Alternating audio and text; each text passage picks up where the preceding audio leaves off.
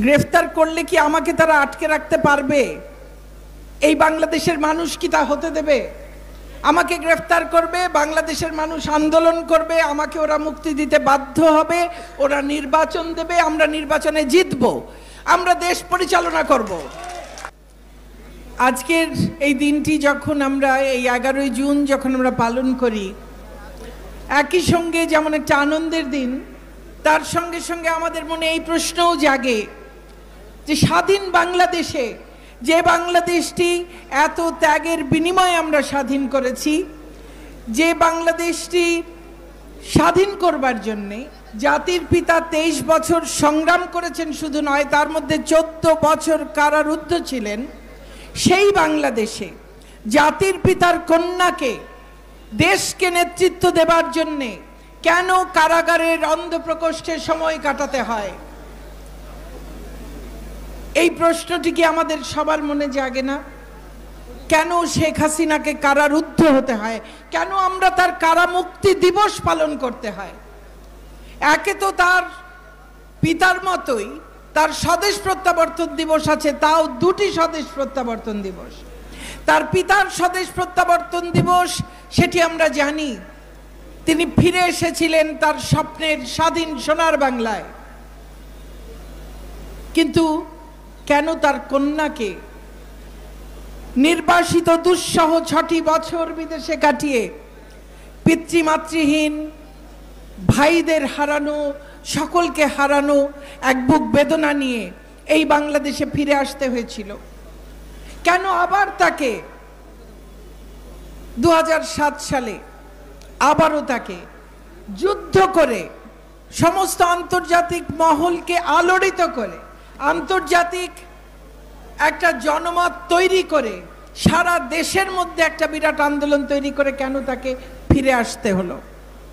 কেন তিনি নিজ দেশে আসবার জন্যে এত যুদ্ধ করলেন? এর সব উত্তর হলো, এই বাংলাদেশটি এত কষ্ট ত্যাগের বিনিময়ে স্বাধীন হওয়া বাংলাদেশটি স্বাধীনতার মাত্র 3.5 বছরের মাথায় স্বাধীনতা বিরোধী, দেশ বিরোধী, যুদ্ধাপরাধীদের কবজায় চলে গিয়েছিল। তাদের ষড়যন্ত্রে, তাদের দেশি বিদেশি ষড়যন্ত্রের দোষদের কারণে জাতির পিতাকে সপরিবারে নৃশংসভাবে হত্যা করা হয়েছিল। যে হত্যাকাণ্ডের শিকার হয়েছিলেন আপনাদের আজকের সভাপতি, আপনাদের প্রাণপ্রিয় চেয়ারম্যান, তার পিতা মাতা, তার মাতা অন্তঃসত্ত্বাও ছিলেন। একটা স্বাধীন দেশে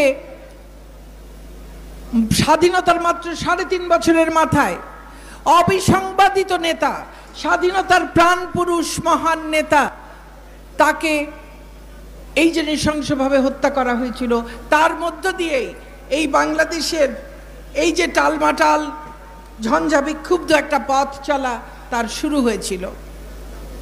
বঙ্গবন্ধু স্বাধীনতার স্বপ্ন দেখিয়েছিলেন, মুক্তির স্বপ্ন দেখিয়েছিলেন, স্বাধীনতা দিয়ে গেছেন।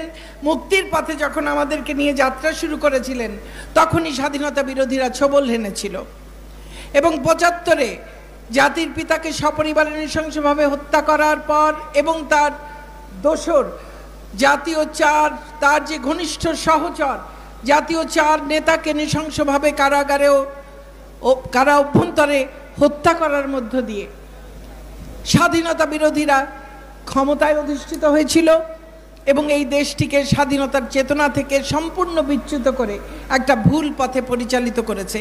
আমরা দিশাহীন হয়ে নাবিকবিহীন জাহাজের মতো 21টি বছর চলেছি। স্বাধীনতার চেতনা ভুলুণ্ঠিত হয়েছে। রাজাকারের গাড়িতে শহীদের রক্ত রঞ্জিত পতাকা উঠেছে। যুদ্ধাপরাধীরা, বঙ্গবন্ধুর হত্যাকারীরা দাপিয়ে বেরিয়েছে। বঙ্গবন্ধু কন্যা বঙ্গবন্ধুবিহীন বাংলাদেশে ফিরে এসেছিলেন আওয়ামী লীগের নির্বাচিত সভাপতি হিসেবে। সেই থেকে তার এক নূতন সংগ্রামের শুরু। বিদেশে তার আগে সংগ্রাম করেছেন, আর এই দেশের আন্দোলন সংগ্রামের সঙ্গে তিনি জড়িত সেই কৈশোরকাল থেকে। 81 সাল থেকে তার যে সংগ্রাম, আওয়ামী লীগের সভাপতি হিসেবে, এই দেশের প্রধান নেতা হিসেবে, গণতান্ত্রিক আন্দোলনের প্রধানতম নেত্রী হিসেবে সেই সংগ্রাম তিনি আজকেও চালিয়ে যাচ্ছেন। আজকেও দেশের সরকার প্রধান হিসেবে গণতন্ত্রকে নিষ্কণ্টক করবার জন্যে আজকেও সেই একই স্বাধীনতা বিরোধী অপশক্তির সঙ্গে তাকে লড়াই করতে হচ্ছে, সংগ্রাম করতে হচ্ছে।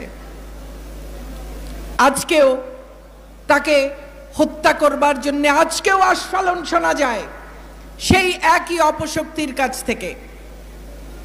যারা ৭১-এর হত্যাকারী, ৭৫-এর হত্যাকারী, ২০০১ থেকে ২০০৬ সালের হত্যাকারী, ২০০৪-এর গ্রেনেড মেরে শেখ হাসিনাকে হত্যা চেষ্টায় ২৪ জনকে যারা হত্যা করেছে, যারা অসংখ্যবার ১৯ বার অন্তত পক্ষে শেখ হাসিনাকে হত্যা করার চেষ্টা করেছে, যারা ২০১৩-১৪ সালে মানুষকে পুড়িয়ে পুড়িয়ে হত্যা করেছে, সেই হত্যাকারীরা আবার আজকে দুঃসাহস দেখায়।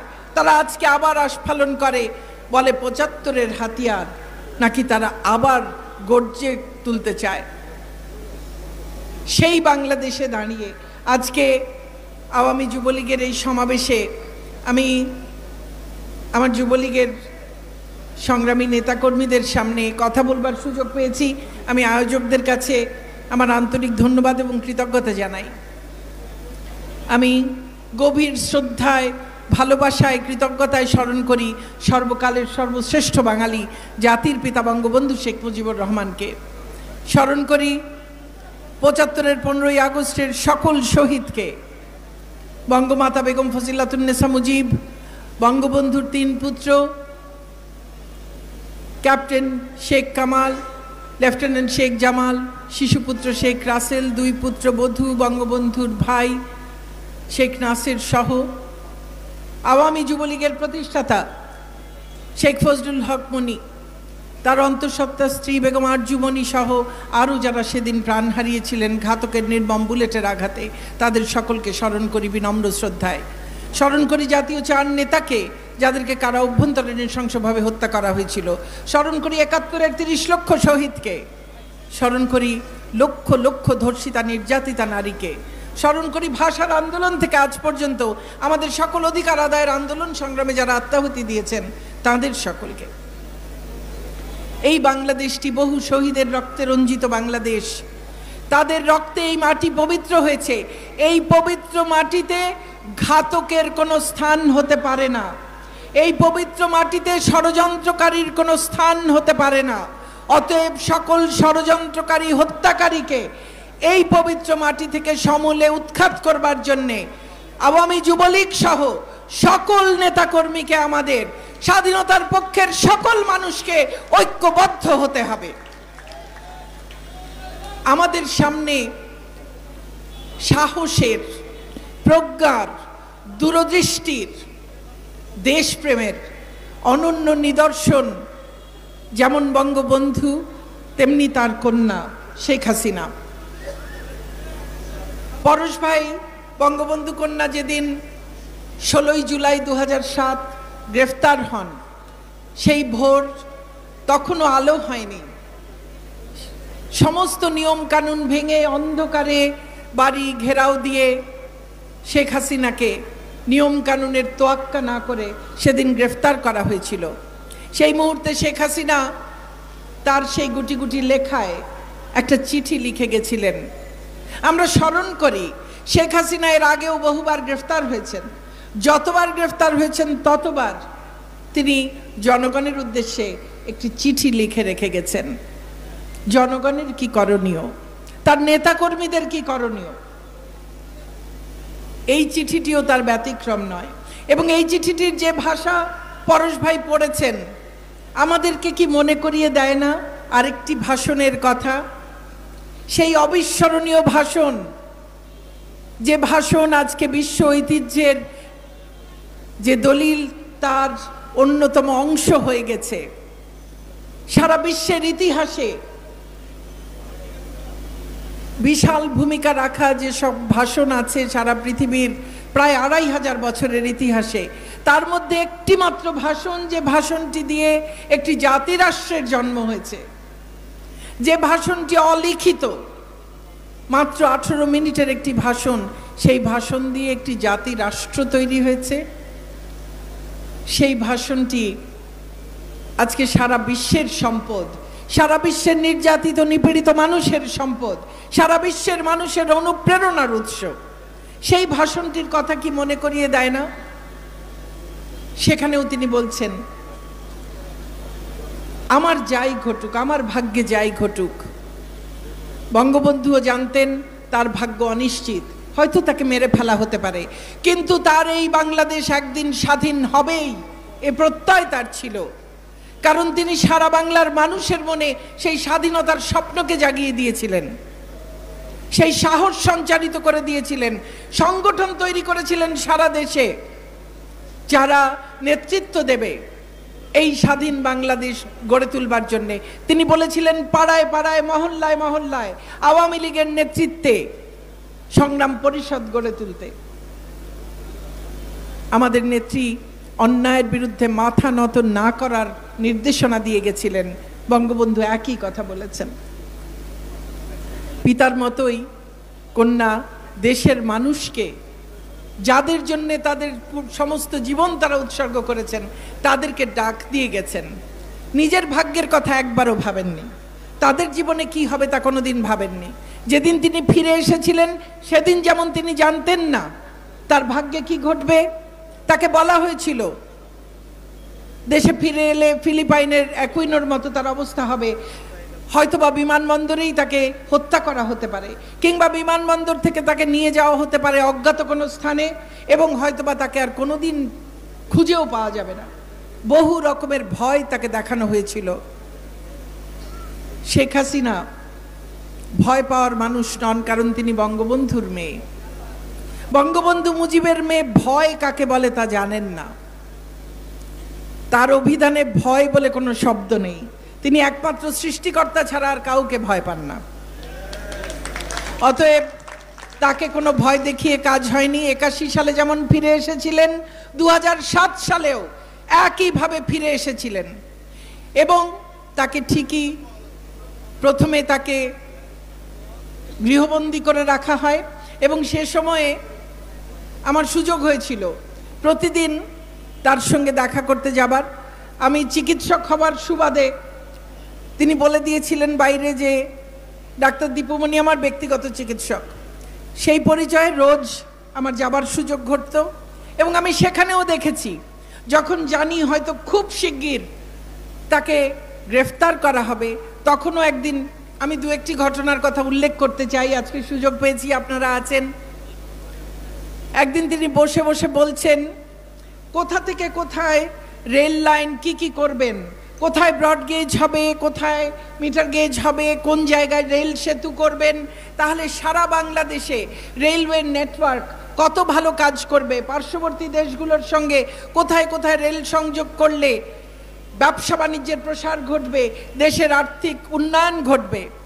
আমি পাশে বসা শুনতে শুনতে এক সময় কষ্টে এমনকি রাগেও আমার চোখ ফেটে পানি পড়ছে। উনি আমার দিকে অবাক হয়ে তাকিয়ে বললেন, তুমি কাঁদছো কেন? আমি বললাম, আপনাকে যে কোনো সময় গ্রেফতার করে নিয়ে যাবে, আপনি এখন আছেন গৃহবন্দী, আপনি এখন সারা দেশে কোথায় রেল লাইন বানাবেন সেটা নিয়ে আপনি চিন্তা করছেন। উনি আমার দিকে তাকিয়ে হেসে বললেন, এটা নিয়ে ভয় পাওয়ার কি আছে, গ্রেফতার করবে আমাকে। গ্রেফতার করলে কি আমাকে তারা আটকে রাখতে পারবে? এই বাংলাদেশের মানুষ কি তা হতে দেবে? আমাকে গ্রেফতার করবে, বাংলাদেশের মানুষ আন্দোলন করবে, আমাকে ওরা মুক্তি দিতে বাধ্য হবে, ওরা নির্বাচন দেবে, আমরা নির্বাচনে জিতবো, আমরা দেশ পরিচালনা করব। যখন আমি দেশ পরিচালনার দায়িত্ব পাবো তখন পরিকল্পনা করতে গেলে তো আমার সময় নষ্ট হবে। আমি তো সব সময় পরিকল্পনা করে রাখি আমি দেশের পরিচালনার দায়িত্বে গেলে আমি কি কি কাজ করব, আগে থেকে চিন্তা করে তো রাখতে হয়।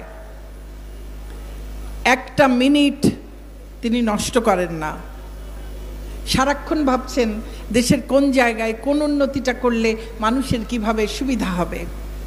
তার ধ্যান জ্ঞান সমস্ত কিছু এই দেশের মানুষ, এই 56,000 বর্গ মাইল, ওই সুনীল সমুদ্রে 1,18,813 বর্গ মাইল, বর্গ কিলোমিটার,